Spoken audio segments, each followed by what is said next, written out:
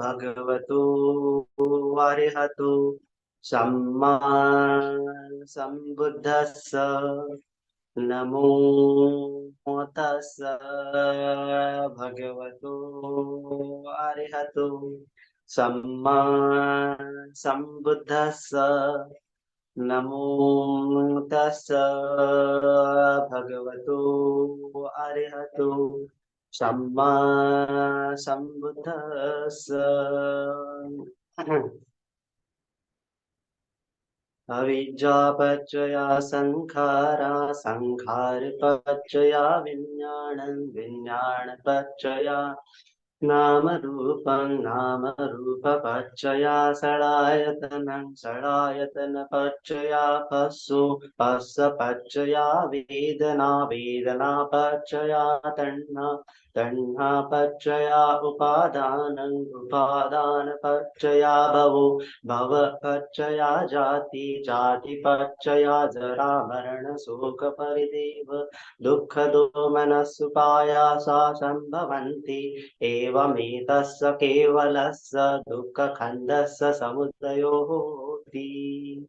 अविद्यायत्वेव अशेषविरागनिरोधा संखारनिरोधो संखारनिरोधा विज्ञाननिरोधो विज्ञाननिरोधा नामरूपं निरोधो नामरूपं निरोधा षडायतननिरोधो षडायतननिरोधा पार्श्वनिरोधो पार्श्वनिरोधा वेदनानिरोधो वेदनानिरोधा तण्हानिरोधो तणहानिरोधा उपादाननिरोधो उपादाननिरोधा भवनिरोधो भवनिरोधा जातिनिरोधो जातिनिरोधा जरामरणशोकपरिदेव दुःख दोमनस्सुपायासा निरुच्छन्ति एवमेतस्य केवलस्य दुःखखण्डस्य निरोधो होति। साधु साधु साधु।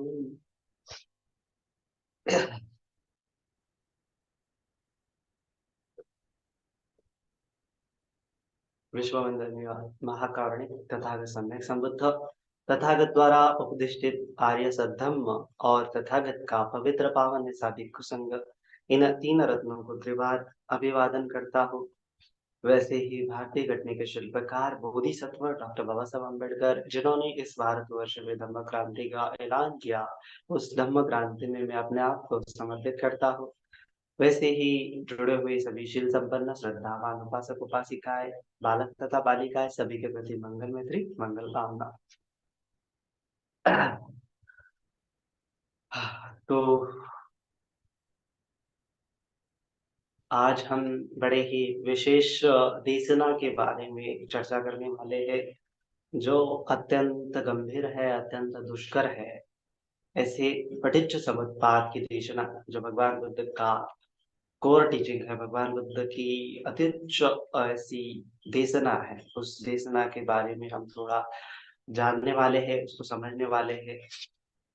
तो सभी उसको शांत चित्त से ग्रहण करेंगे, है ना, क्योंकि यह जो पठिच्च समुत्पाद की देशना है, भगवान बुद्ध ने एक बार कहा है कि जो पठिच्च समुत्पाद को जान लेता है वह धर्म को जान लेता है, या फिर जिसने धर्म को जान लिया वही पठिच्च समुत्पाद को जान सकता है।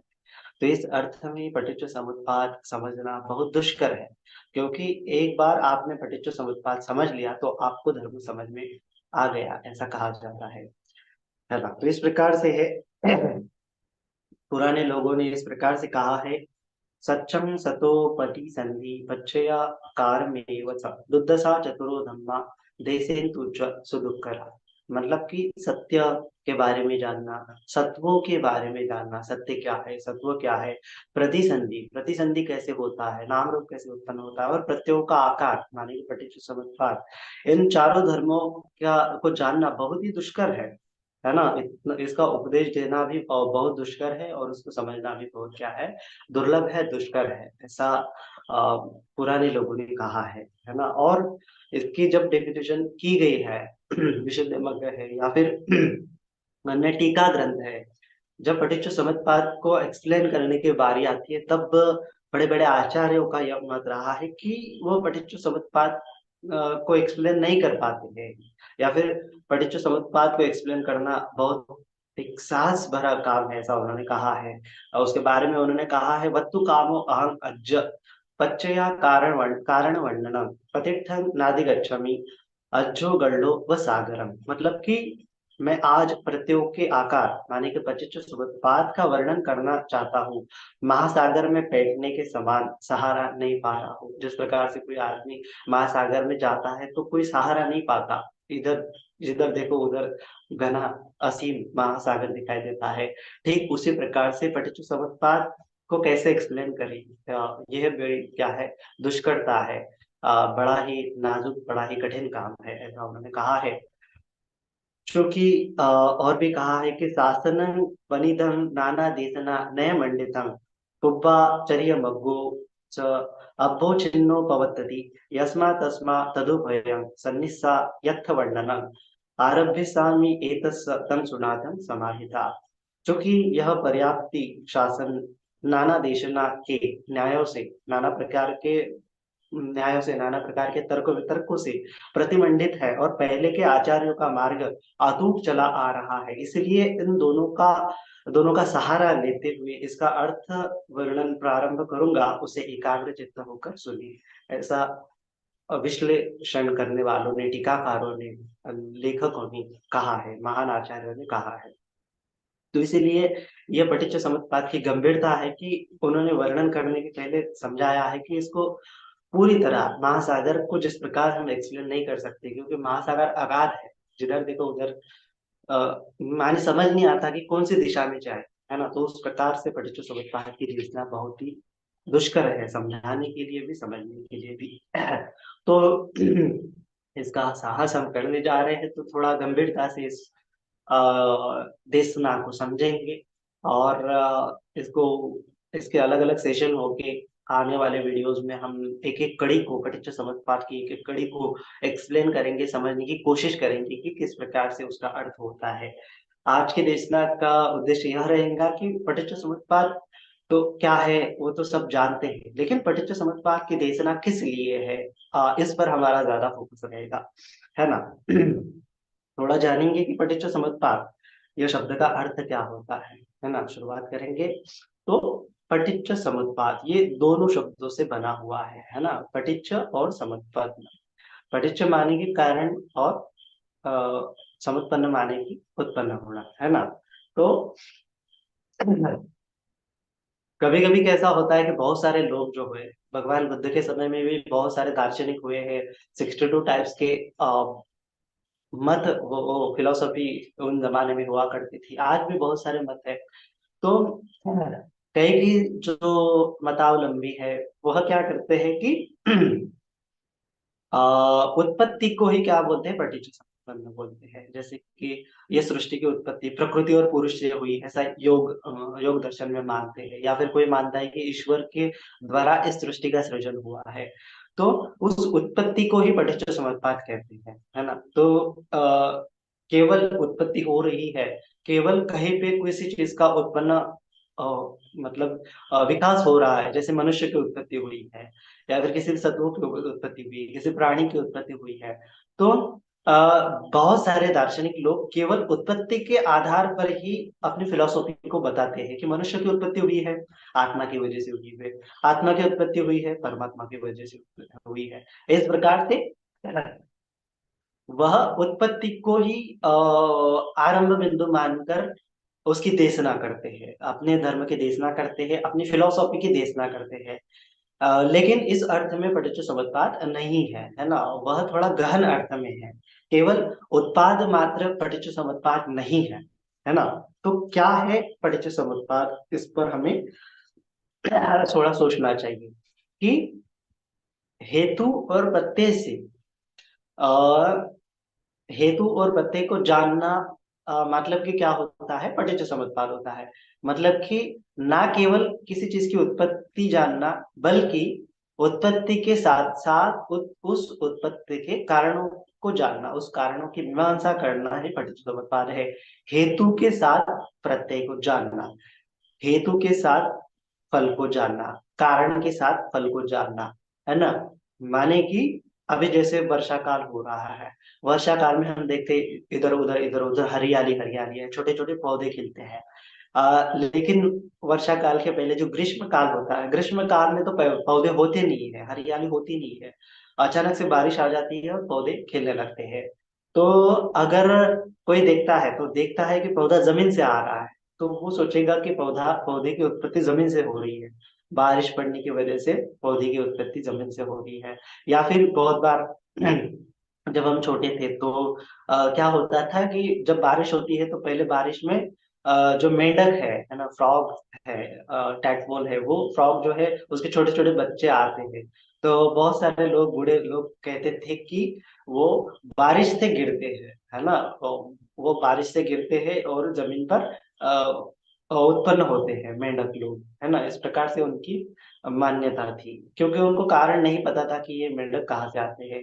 अपितु अभी विज्ञान से हमें पता चलता है कि मेंढक जो है सोते रहते हैं 6 महीने तक, और वो 6 महीने के बाद या फिर जो होता है नर और मादा, उसके अंडे एक जगह पे बने हुए होते हैं और बारिश के कारण उनको मॉइस्चर मिलता है और वहां से अंडे से बच्चे निकलते हैं, है ना। छोटे छोटे मेंढक निकलते हैं।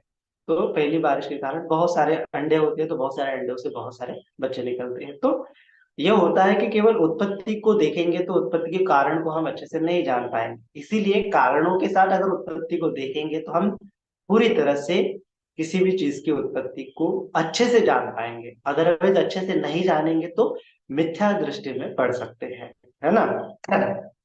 तो मिथ्या दृष्टि में नहीं पड़ने के लिए भगवान बुद्ध ने यह पटिच्चो समुप्पाद का दर्शन दिया है, पटिच्चो समुप्पाद की देशना दी है। और इस पटिच्चो समुप्पाद की देशना से जो मिथ्या दृष्टि का प्रहार होता है और सम्यक दृष्टि का सृजन होता है ना। तो हम देखेंगे कि कैसा होता है कि शुरुआत में तो पटिच्चो समुप्पाद को देखेंगे कि पटिच्चो समुप्पाद का मतलब क्या होता है कि पटिच्चो, है ना, प्रत्यय है, कुछ तो भी कारण है, और उस कारणों से कोई चीज बन रही है और किसी चीज का निर्माण हो रहा है। फॉर एग्जाम्पल कोई कार है, कार बन रही है ना। तो कार किस चीज से बनती है? प्लास्टिक होता है, फाइबर होता है, इंजन होता है, पहिया होता है, कांच होता है, पूरी बॉडी होती है, उसका मेटल होता है। तो अलग अलग धातुओं से अलग अलग आकारों को एक जगह लाने से, उसको एक प्रकार से एडजस्ट करने से क्या होता है, कार का निर्माण होता है। तो कार के स्पेयर पार्ट्स बोलते हैं हम, तो बहुत सारे स्पेयर पार्ट होते हैं तब जाके एक कार का निर्माण होता है ना।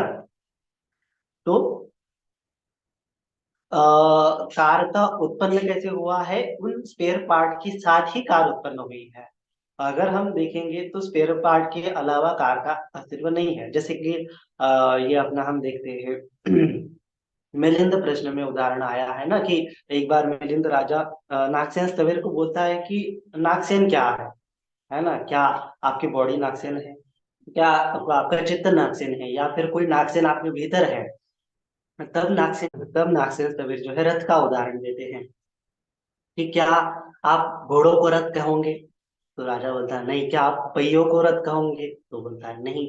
क्या आप केवल वो लकड़ी को रथ कहोगे? तो बोलता है नहीं। तो किस चीज को रथ कहोगे?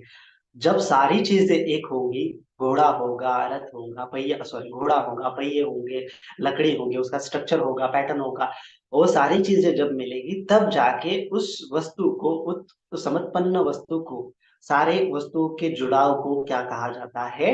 रथ कहा जाता है। रथ संज्ञा वहां पे निर्माण होती है। ठीक उसी प्रकार से जब नाम और रूप है तो उसको जीव सत्व कहा जाता है। अगर केवल रूप है, नाम नहीं है, तो उसको जीव नहीं कहा जाता, उसको निर्जीव कहा जाता है ना। इस प्रकार से तो बहुत सारे चीजों का मिलाव होता है तब जाके कोई वस्तु जो है निर्मित होती है। कोई भी वस्तु जो है अपने आप में ऐसे उत्पन्न नहीं हुई है, उसकी उत्पत्ति का कुछ तो भी आधार है, उसकी उत्पत्ति का कुछ तो भी कारण है ना। मेरा शरीर बना है तो मेरे शरीर का आधार आहार है, ये धातु है, ये पृथ्वी धातु, आप धातु, तेजो धातु, वहा धातु, वायु धातु, ये अणु रेणु, ये स्ट्रक्चर बना हुआ है, और एक स्ट्रक्चर को ही एक हमने जीव कहा है, इस स्ट्रक्चर को ही हमने एक वस्तु कहा है। किसी वस्तु का निर्माण होता है तो बहुत सारी अणु रेणु मिलते हुए हैं और तब जाके एक वस्तु बनती है ना। तो इसको बोला है पठिच समुत्पन्ना, मतलब कि बहुत सारे कारणों से एक चीज समुत्पन्ना, कारणों के साथ उत्पन्न हुई है ना। जैसे कि जो हमारा हमारा शरीर है, या फिर कार है, या फिर रथ है ना। वो वस्तुएं नहीं है तो रथ का भी अस्तित्व नहीं है, घोड़ा नहीं है तो रथ का अस्तित्व नहीं है, वहां पे पहिए नहीं है, वहां पे लकड़ी नहीं है तो रथ का अस्तित्व नहीं है ना। ये सारी चीजों जब एक साथ आती है, समुत्पन्न, समुत्पन्न मतलब सम उत्पन्न, मतलब समान रूप से एक साथ आती है, एक स्ट्रक्चर बनाती है ना। ये चार धातु है, पृथ्वी धातु, आप धातु, तेज धातु, वायु धातु, उनका एक स्ट्रक्चर बनता है, एक पैटर्न बनता है, एक आकार बनता है। तब उस आकार को, समुत्पन्न आकार को ही क्या बोलते हैं, पटिच्च समुत्पन्न, माने कि वह जो है पटिच्च है, उसके कारण है। रूप का कारण क्या है, ये पृथ्वी धातु, आपो धातु, तेजो धातु, वायु धातु, अणु रेणु, ये जो सब धातु ये है, ये जो पार्टिकल है, वह क्या है, मेरे उत्पत्ति का आकार है, मेरे उत्पत्ति का रीजन है, निदान है, कारण है ना। तो यहाँ हम देखेंगे कि जो धातु है वह मेरे से भिन्न नहीं है, लेकिन वह मेरे से भिन्न भी है। जैसे कि जो रथ है, ना तो पहिया रथ है, ना तो घोड़ा रथ है ना, ना तो लकड़ी रथ है, लेकिन सभी मिलके क्या होता है, रथ होता है। तो इस प्रकार से ना तो हम उस कारण को हटा सकते हैं, और ना ही हम उस कार्य को हटा सकते हैं। अगर हमें किसी चीज का अस्तित्व बताना होता है तो उस अस्तित्व को बताने के लिए हमें कारणों को भी बताना होता है, वो कारण भी वहां पे एग्जिस्ट करते हैं। जैसे कि पौधा है, पौधा उत्पन्न हो रहा है तो कहीं ना कहीं बीज वहां पे होगा ही होगा। बीज, बिना बीज के पौधा उत्पन्न नहीं होता है। और वो बीज के धातु से, बीज के अणु रेणु से ही पौधे का विकास होता है ना। जैसे जैसे पौधे को ऊर्जा मिलती है, मिट्टी, पानी, हवा मिलती है, तब तैसे तैसे वो बढ़ता रहता है। तो बीज होने के कारण ही क्या होता है, पेड़ होता है, पेड़ होने के कारण ही क्या होता है, फल होता है, फल में भी क्या होते हैं, बीज होते हैं। तो बिना बीज के हम फल, बिना बीज के हम पेड़ के अस्तित्व को बता नहीं सकते, बिना धातुओं के हम रूप के अस्तित्व को बता नहीं सकते, बिना घोड़े के, पहिए के, लकड़ी के हम रथ के अस्तित्व को बता नहीं सकते। तो रथ के अस्तित्व को बताने के लिए हमें ये चीजों का, पठिच कारणों का ज्ञान होना आवश्यक है ना। तो इसीलिए भगवान ने बोला है कि जो भी चीज है इस जगत में वह क्या है, पठिच समुत्पन्न है। जो भी उत्पन्न हुई चीज है वो कैसी है, पठिच समुत्पन्न है। उसकी उत्पत्ति का कारण है कुछ तो भी, और वो कारण भी उस चीज को आगे आगे ले जाता है ना। तो इस प्रकार से हर एक चीज के पीछे कारण होता है। और बहुत एक ऐसा नहीं है कि एक कारण होता है, बहुत सारे कारण होते हैं, है ना। जैसे कि समझो हम चाय बनाते हैं, तो किस चीज को चाय बोलेंगे, क्या केवल दूध को चाय बोलेंगे, नहीं। क्या केवल पत्ती को चाय बोलेंगे, नहीं। क्या केवल शक्कर को चाय बोलेंगे, नहीं। ये तीन चीजें आवश्यक है, पानी है ना, शक्कर है, चीनी है, पत्ती है, दूध है, ये सब मिला के क्या होता है, एक एक चाय बनता है, एक पदार्थ बनता है, उसको हम चाय बोलते हैं। चाय अस्तित्व में आ गया, लेकिन इसके पटीचे क्या है, कारण क्या है, ये सारे घटक है ना। ये सारे घटक एक साथ उत्पन्न हुए हैं, तब जाके चाय उत्पन्न हुआ है। एक साथ मिश्रित हुए हैं, तब जाके क्या हुआ है, चाय बना हुआ है। तो इस अर्थ में पटीचु समुत्पन्न है ना। और इतना ही नहीं, चाय बनाने के लिए ना केवल हमें दूध की आवश्यकता है, ना केवल हमें चीनी की आवश्यकता है, ना केवल हमें पत्ती की आवश्यकता है, ना केवल हमें पानी की आवश्यकता है, अभी तो उसके साथ हमें बर्तन भी चाहिए, उसके साथ साथ हमें गैस भी चाहिए, उसके साथ साथ हमें वो जला हुआ भी चाहिए, उसके साथ साथ वो टेम्परेचर भी चाहिए, 70 डिग्री, 80 डिग्री, 100 डिग्री, है ना। इस प्रकार से तो टेम्परेचर भी वहां पे चाहिए, गैस भी चाहिए, बर्तन भी चाहिए, इतनी सारी चीजें चाहिए। और उसको 5-10 मिनट उबालना भी चाहिए, टाइम भी चाहिए, समय भी चाहिए। तो इतनी सारी चीजें हैं, इन चीजों का मिलाव जब होता है तब जाके चाय बनती है। अन्यथा केवल ये पानी को ऐड कर लिया, दूध को ऐड कर लिया, शक्कर को ऐड कर लिया, पत्ती को ऐड कर लिया और रख दिया ऐसे कुछ देर, तो चाय नहीं बनती। चाय बनाने के लिए उसको आपको तापना पड़ेगा, है ना। तो ताप भी एक प्रकार से उसका कारण है उत्पत्ति का, है ना। तो इसीलिए ये सारी चीजों का समुच्चय, एक एक साथ मिलाप ही क्या है, उस चाय की उत्पत्ति का कारण है। तो इस अर्थ में वह पटिच्च समुत्पन्न है। तो चाय है, चाय का अस्तित्व है, तो उसको बताना है चाय का अस्तित्व क्यों है, तो आपको वो सारी चीजें बतानी पड़ेगी। है ना, दूध, पानी, शक्कर, चीनी, पतीला, उसके साथ साथ अग्नि, है ना, जो कुछ भी ईंधन है वह, इतने सारे कारण है, टेम्परेचर उसका इतना होता है, समय होता है 5-10 मिनट उबालना होता है, इतने सारे कारणों को बताना पड़ेगा, तब जाके हम एक आधे चीज के अस्तित्व को बारे में बता सकते हैं। उसको बोला है पठित संबंध, कि चाय का अस्तित्व किसी एक चीज के कारण नहीं हुआ है, उसके पीछे बहुत सारे कारण। ठीक उसी प्रकार से ये शरीर का उत्पत्ति एक चीज की वजह से नहीं हुई है, बहुत सारे कारण हैं, है ना। तो उसको बोला है, भगवान कहते हैं नाम रूप का कारण क्या है, तो विज्ञान है, विज्ञान का कारण क्या है, तो संस्कार है। संस्कार एक नहीं है, बहुत सारे संस्कार हैं। और संस्कार का कारण क्या है, अविद्या है। अविद्या क्या है, बहुत सारी विद्या है।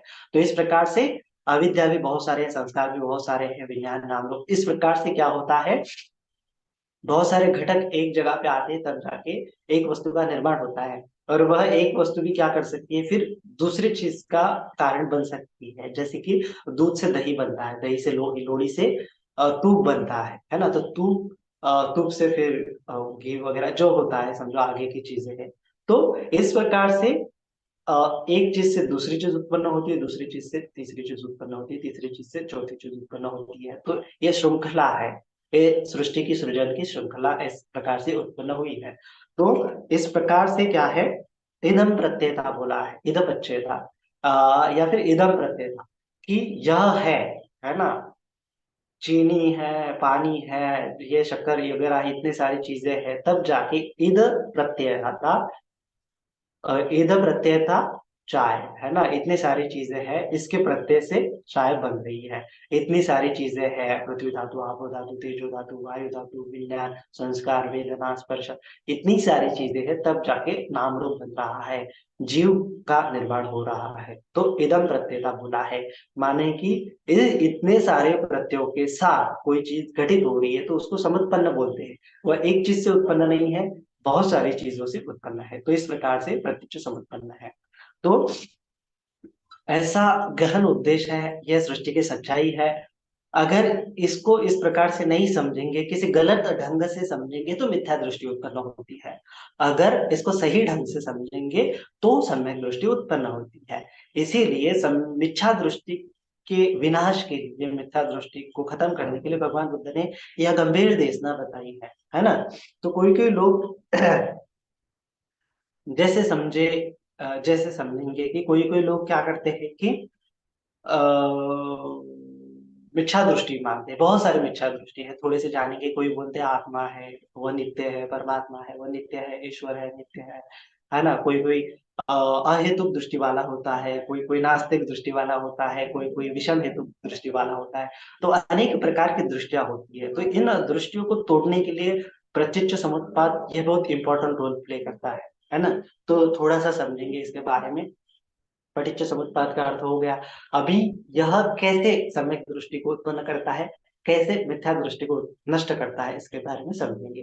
तो अगर अगर हम समझो कारणों के साथ, हेतु के साथ तथ्यों को नहीं देखेंगे, कारणों के साथ फल को नहीं देखेंगे, तो मिथ्या दृष्टि उत्पन्न होगी। कैसे उत्पन्न होगी, जैसे कोई कोई जो होता है शाश्वतवादी दृष्टिकोण वाला होता है, वो मानता है कि ईश्वर से सृष्टि का सृजन हुआ है, तो ईश्वर क्या है, नित्य है। तो शाश्वतवादी दृष्टिकोण उत्पन्न होता है। अगर हम हाँ, कारणों को नहीं देखेंगे, केवल उत्पत्ति को देखेंगे, केवल सृजन को देखेंगे, है ना। जैसे बहुत सारे लोग जो है भगवान के पास आते थे और सृष्टि के सृजन के बारे में बोलते थे। तो अगर केवल सृजन को देखेंगे कि सृष्टि का उत्पत्ति कैसे हुई है, जीव का उत्पत्ति कैसे हुई है, मनुष्य की उत्पत्ति कैसे हुई है, तो बहुत सारे धर्म संप्रदाय उसके ऊपर बहुत सारे अलग अलग विचार प्रकट करते हैं, अपनी मान्यता बताते हैं। जैसे इस्लाम में बताया है कि अल्लाह ने सृष्टि का सृजन किया है, या फिर सॉरी, हाँ, क्रिश्चियन में बताया है कि गॉड ने सृष्टि का सृजन किया है। हिंदुज्म बोलते हैं कि ईश्वर ने सृष्टि का, परमात्मा ने सृष्टि का सृजन किया है। तो केवल उत्पत्ति की ओर फोकस करेंगे कि ये उत्पत्ति क्यों हुआ है, मनुष्य की उत्पत्ति क्यों हुई है ना। तो अलग अलग थेरीज निकलेंगे कि भाई ईश्वर एक ऐसा शरीर बनाया ईश्वर ने, उसमें आत्मा फूंक दी और हो गया शरीर, हो गया सृष्टि, हो गया जीव का निर्माण, है ना। तो ऐसा अगर दृष्टिकोण रहा जाता है, तो फिर वह ईश्वर से निर्मित आत्मा है, तो शरीर मरने के बाद वह जो आत्मा है स्वर्ग में जाती है, अनंत काल तक वहां रहती है ना, नरक में जाती है, अनंत काल तक वहां रहती है। तो इससे क्या होता है, शाश्वतवादी दृष्टिकोण डेवलप होता है ना। किस चीज से शाश्वतवादी दृष्टिकोण डेवलप होता है कि अगर पठित कारणों को नहीं देखेंगे, केवल उत्पत्ति को देखेंगे, उत्पत्ति के कारणों को नहीं देखेंगे, केवल उत्पत्ति को देखेंगे, तो क्या होता है, शाश्वतवादी दृष्टिकोण निर्माण हो सकता है। या फिर अहेतुक दृष्टि भी निर्माण हो सकती है। अहेतु दृष्टि माने कि जो रियल कॉज है वह नहीं पता चलता। जैसे कि पुराने जमाने में ऐसा होता था कि बिजली कड़कड़ती है, बारिश होती है, वर्षा होती है, तो पुराने जमाने के लोग थे, वो सोचते थे कि ये ईश्वर कर रहा है ना। उनको रीजन नहीं पता होता था, तो वो ईश्वर को रीजन बता देते थे, है ना। तो इससे क्या होता है, अहेतुक दृष्टि, मतलब कि राइट हेतु नहीं, राइट कारण नहीं जान सकते, विषम कारण, दूसरा ही कारण लगा देते हैं, रॉन्ग कारण लगा देते हैं। जैसे मैं हर बार एक एग्जांपल देता हूँ कि हमारे महाराष्ट्र में बोलते हैं कि देवाची करणी नारळात पानी, कि ईश्वर की वजह से नारियल में पानी आ गया। तो इसका अर्थ क्या है, विषम अहेतुक दृष्टि है। उनको पता ही नहीं कि नारियल में पानी कैसे आता है, और वो चिपका देते हैं ईश्वर को। तो ऐसे हर एक चीज के पीछे ईश्वर को चिपका देना, ऐसा भाव डेवलप होता है अगर पठिच्च समुपपाद को नहीं समझेंगे तो। इसीलिए पठिच्च समुपपाद को समझना बहुत आवश्यक है कि कोई चीज जो है विदाउट कारण नहीं उत्पन्न हो सकती है, बट बहुत सारे कारणों की वजह से उत्पन्न होती है। तो यह समझना मतलब कि अहेतुक दृष्टि को खत्म करना है ना। कोई भी चीज अपने आप अस्तित्व में नहीं आती है, उसके पीछे बहुत सारे कारण होते हैं, और वो कारण जब तक रहेंगे तब तक वह वस्तु रहेंगी, और कारण खत्म हो गए तो वस्तु भी खत्म होगी। जैसे कि अग्नि है, अग्नि का निर्माण कैसे होता है, ईंधन होती है, ऑक्सीजन होता है, और वहां पे टेम्परेचर होता है, चिंगारी होती है, तब जाके वहां पे क्या होता है, अग्नि प्रज्वलित होती है। जब तक ईंधन है तब तक अग्नि रहेंगी, ईंधन खत्म हो गया अग्नि खत्म हो गई, है ना। तो पटिच्च समुत्पन्न है, अग्नि कैसे है, बहुत सारे कारणों की वजह से, ईंधन, ऑक्सीजन और चिंगारी की वजह से उत्पन्न हुई है। अगर ये तीन चीजें नहीं है तो अग्नि का अस्तित्व भी नहीं है। यह चीज नहीं समझेंगे, और डायरेक्ट डायरेक्ट किसी चीज की उत्पत्ति को देखेंगे तो अहेतुक दृष्टि उत्पन्न हो सकती है, शाश्वतवादी दृष्टि उत्पन्न हो सकती है। अग्नि होती है ऐसे ही उत्पन्न होती है। ऐसे ही कह देने से क्या होता है कि वो कब तक रहेगी फिर, जैसे कि ये जो जीव है ऐसे ही उत्पन्न हुआ है, आत्मा की वजह से उत्पन्न हुआ है, तो कब तक रहेगा फिर, अनंत काल तक रहेगा। ऐसी धारणा विकसित हो सकती है, शाश्वतवादी दृष्टि उत्पन्न हो सकती है। इसीलिए इस शाश्वतवादी दृष्टिकोण को खत्म करने के लिए भगवान बुद्ध ने पठिच्च समुपपाद बताया कि ये जो आत्मा जिसको लोग मानते हैं, जो विज्ञान के हमारा कॉन्शियसनेस होता है, माइंड होता है, उसको ही लोग आत्मा मानते हैं। तो यह विज्ञान भी अपने आप में उत्पन्न नहीं हुआ है, भगवान ने बोला है कुछ संस्कारों की वजह से विज्ञान उत्पन्न हुआ है। और ये संस्कार कैसे बने, अविद्या की वजह से बने। तो इस प्रकार से जब ये अविद्या खत्म हो जाएंगी तब संस्कार खत्म हो जाएंगे, जब संस्कार खत्म हो जाएंगे तो विज्ञान भी खत्म हो जाएगा, है ना। विज्ञान किसी कारणों की वजह से उत्पन्न हुआ है, कारण खत्म हो जाएगा, विज्ञान भी खत्म हो जाएगा। इसीलिए भगवान नित्य आत्मा को नहीं मानते, है ना, नित्य तत्व को नहीं मानते, क्योंकि जो उत्पन्न हुआ तत्व है, जो कुछ भी संस्कारित हुआ धर्म है, जो कुछ भी संस्कारित हुआ चीज है, उत्पत्ति हुई चीज है, वह किसी कारण की वजह से उत्पन्न हुई है। कारण खत्म हो जाता है तो वह चीज भी खत्म हो जाती है, इतना ही सिंपल है। अगर ऐसा नहीं समझेंगे तो मिथ्या दृष्टि उत्पन्न हो सकती है ना। कारणों को नहीं समझेंगे, कारण के व्यवहार को नहीं समझेंगे, पटिच्च को नहीं समझेंगे, समुत्पाद को नहीं समझेंगे, है ना। तो अहेतुक दृष्टि उत्पन्न हो सकती है, शाश्वतवादी दृष्टि उत्पन्न हो सकती है। इसीलिए भगवान के कार्य कारण भाव को समझना बहुत आवश्यक है, पठिच्च समुत्पाद को समझना बहुत आवश्यक है ना। उसके साथ साथ वशवर्तीवाद भी डेवलप हो सकता है। जैसे कि देववाद, आजकल की भाषा में बोलते हैं ना, देववाद की ये कोई ब्रह्मा चला रहा है, कोई ईश्वर चला रहा है, ऐसे कठपुतलियों के जैसे हमें चला रहा है, हमारा भाग्य पहले ही लिखा हुआ है। ऐसी जो मान्यता है वह भी क्या है, मिथ्या दृष्टि है ना। मतलब मेरे कर्म है, कर्मों की वजह से कोई ब्राह्मण बना है, कर्मों की वजह से कोई शूद्र बना है, कोई वैश्य बना है ना। इस प्रकार से जो जाति प्रथा है, वर्ण प्रथा है, ऐसे सिद्धांत आगे आते हैं, तो उसको बोलते हैं वशवर्तीवाद। मतलब कि भाग्यवाद भी बोलते हैं उसको, है ना। देववाद भी बोलते हैं कि मेरे से कुछ नहीं होने वाला, पहले से विधि का विधान है, ऐसा ही होने वाला है। ऐसा कैसा ऐसा क्यों धारणा उत्पन्न होती है? क्योंकि पठित समुत्पाद को नहीं समझते, है ना। तो पठित समुत्पाद को समझेंगे तो भगवान ने बोला है कि अगर पठित समुत्पाद को समझेंगे तो हम हमारे कर्मों को अपने हाथ में लेंगे, है ना। हम हमारे कर्मों को किसी ईश्वर पर नहीं छोड़ देंगे, हम हमारे कर्मों को किसी आत्मा परमात्मा पर नहीं छोड़ेंगे, हम हमारे कर्मों को अपने हाथ में लेंगे।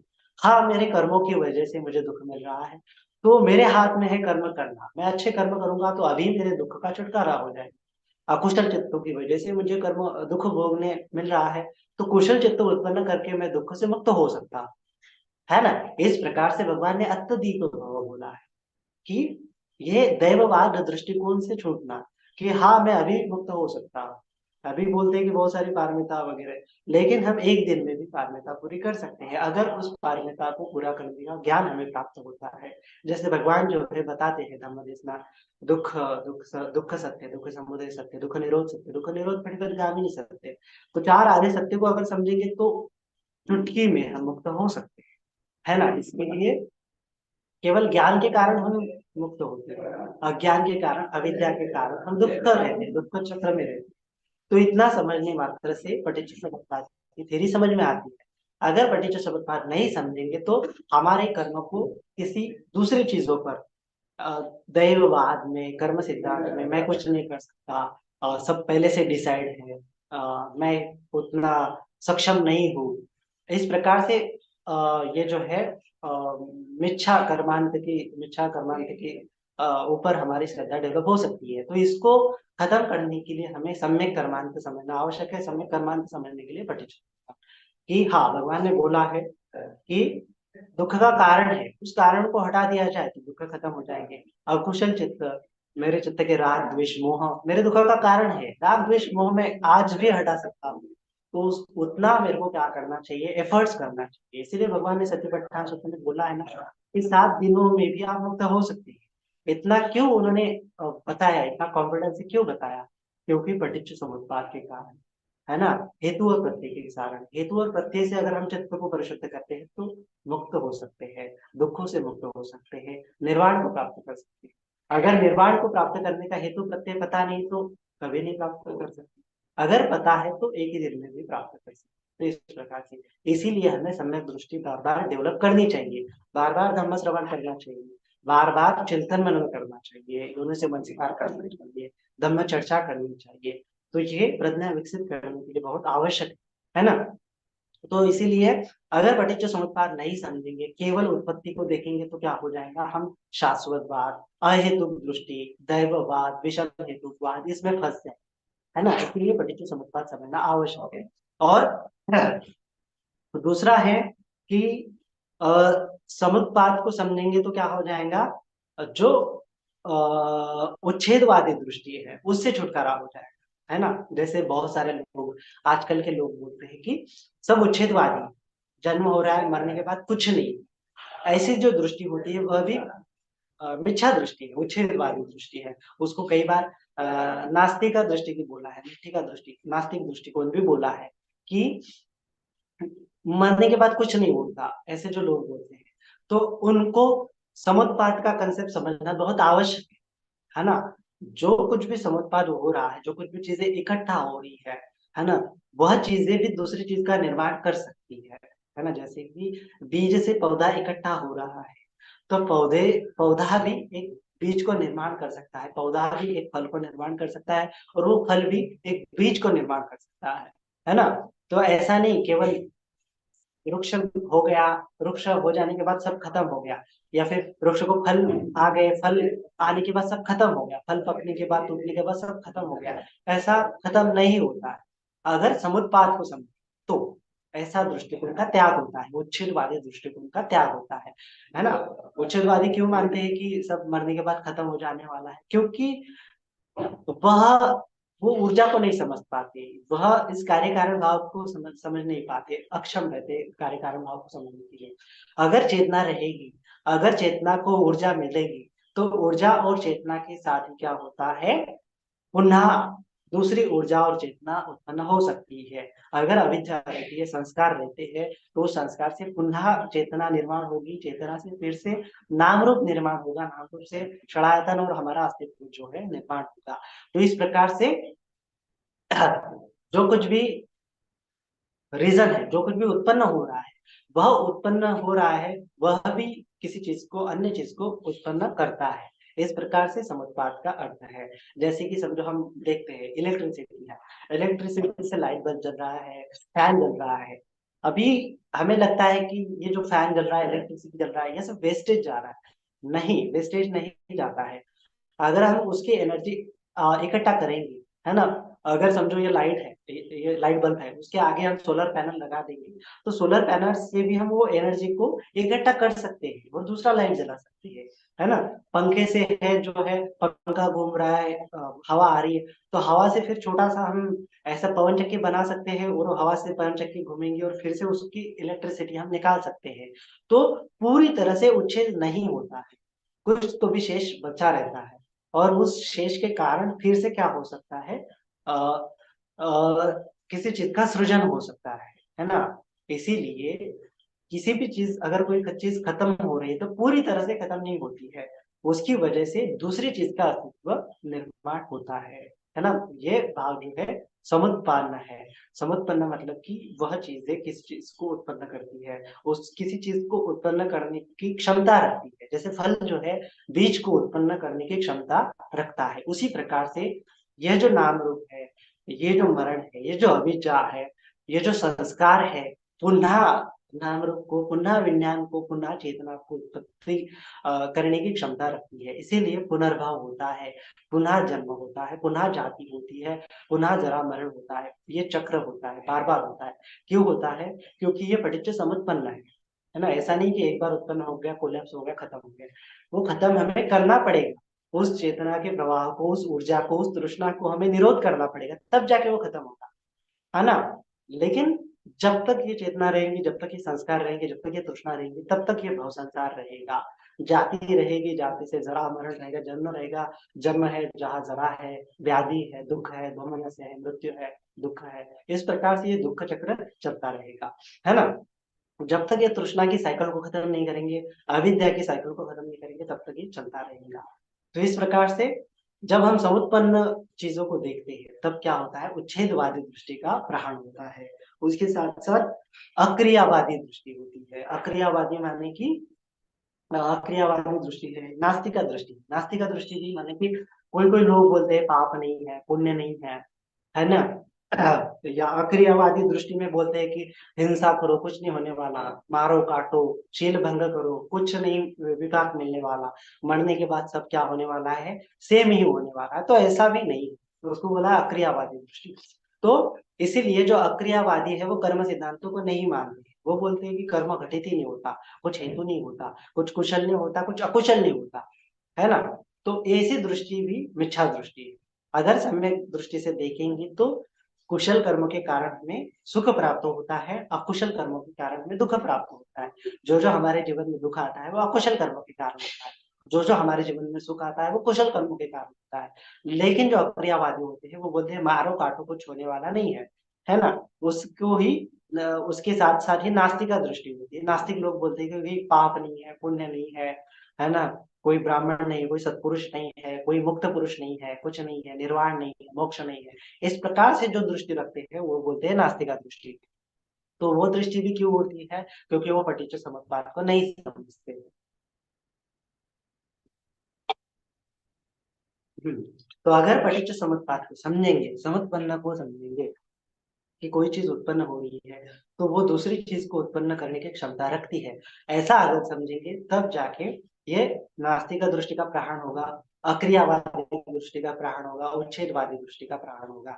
इसलिए मरने के बाद भी सुगति होती है, दुर्गति भी होती है, ऐसा हमें समझना चाहिए। अगर ऐसा नहीं समझेंगे तो पटिच्च समुप्पाद को नहीं समझेंगे, है ना। इसीलिए पटिच्च समुप्पाद को समझेंगे तो हमारा पुनर्भव होगा। पुनर्भव के लिए हमें कुशल चेतना, अकुशल चेतना बहुत मैटर करती है। कुशल हेतु, अकुशल हेतु बहुत मैटर करते हैं।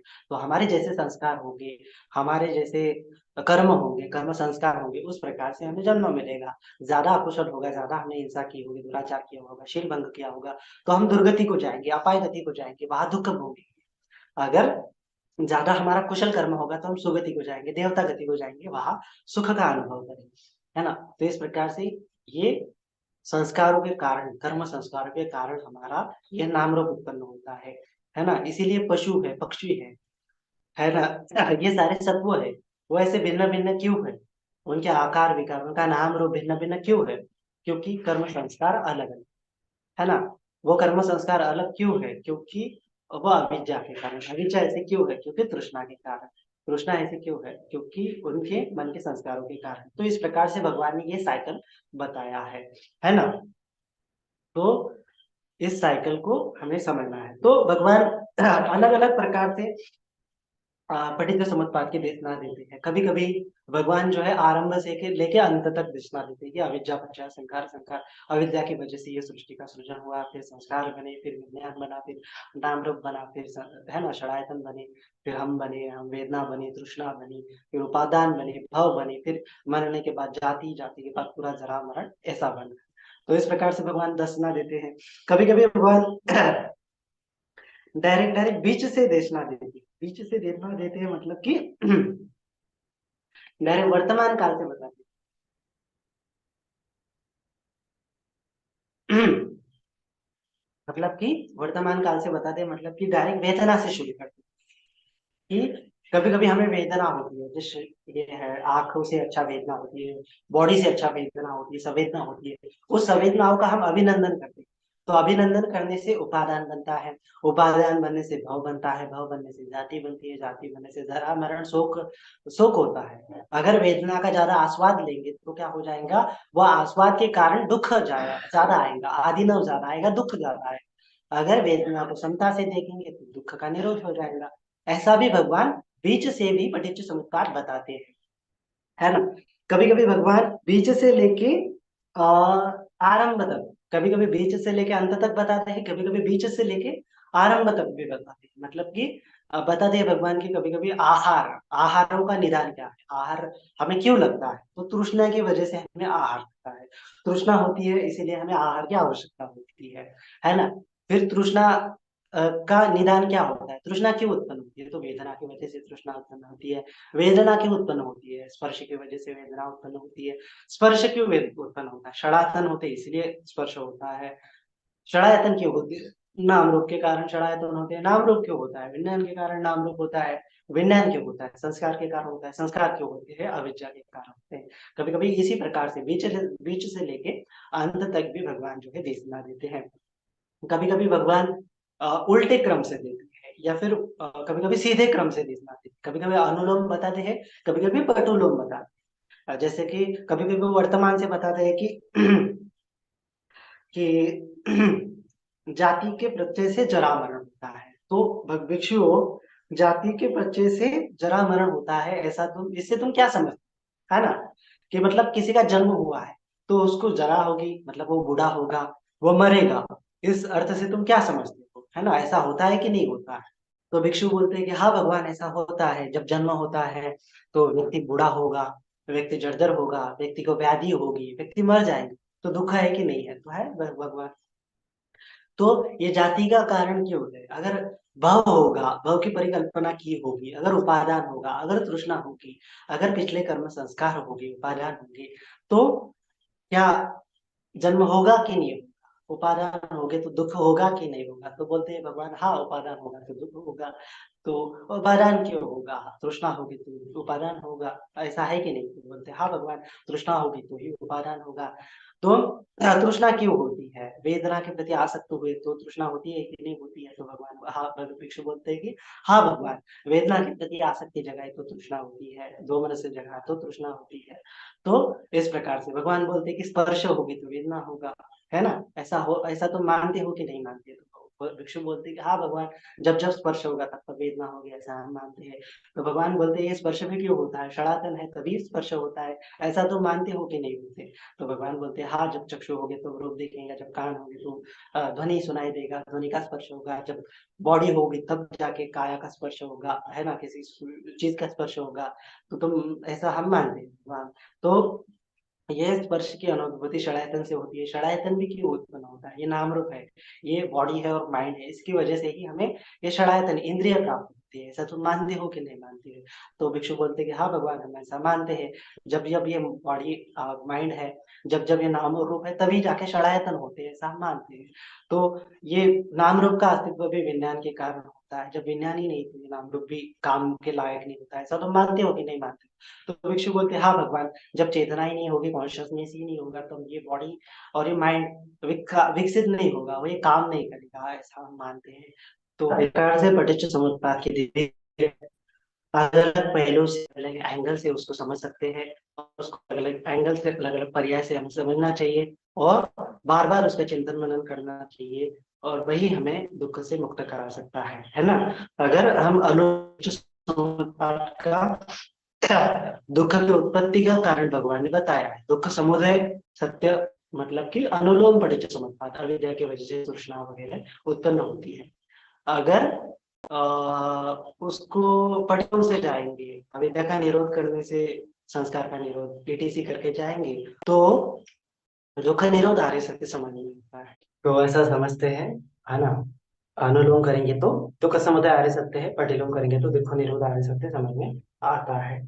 तो इस प्रकार से बार बार अलग अलग पर्याय से उसको जानना है। आगे से देखेंगे अविद्या क्या है, संस्कार क्या है, विज्ञान क्या है, और उसके बारे में विस्तार से चर्चा करेंगे। ठीक है, आज के लिए इतना ही काफी है। सभी का मंगल हो, सभी का कल्याण हो, सभी जन सुखी हो, सुखी सुखी हो। साधु साधु साधु।